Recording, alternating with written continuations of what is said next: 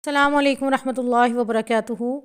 किसी ने ये सवाल पूछा है कि कितनी उम्र में लड़की बालिग हो जाती है, उसकी कम से कम मुद्दत कितनी है कि कम से कम मुद्दत में वो बालिग हो जाए, और फिर ज़्यादा से ज़्यादा मुद्दत हैज़ बंद होने की कितनी है, कि कौन सी उम्र है जिसमें हैज़ बंद हो जाता है।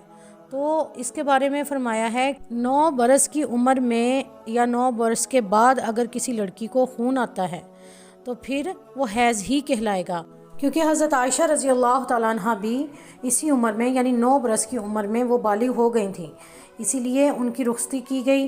हुज़ूर अक़दस सल्लल्लाहु अलैहि वसल्लम के साथ उनकी 9 बरस की उम्र में शादी हो गई थी, रुखसती हो गई थी।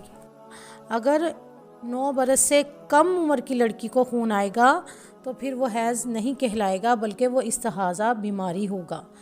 और इसकी ज़्यादा से ज़्यादा मुद्दत हैज़ की जो शरीयत में ज़्यादा से ज़्यादा मुद्दत आती है कि कितनी उम्र में हैज़ बंद हो जाता है और फिर उसके बाद इस्तिहाज़ा कहलाता है, वो 55 बरस की उम्र है।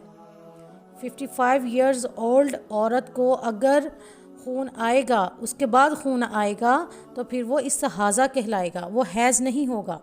बात को अच्छी तरह समझिएगा। अगर 55 बरस की उम्र तक खून आ रहा है तो फिर वो हैज़ होगा, जो माहवारी आती है। और अगर 55 बरस की उम्र के बाद किसी औरत को खून आता है तो वो इस्तिहाज़ा होगा, बीमारी होगी, वो हैज़ शुमार नहीं होगा।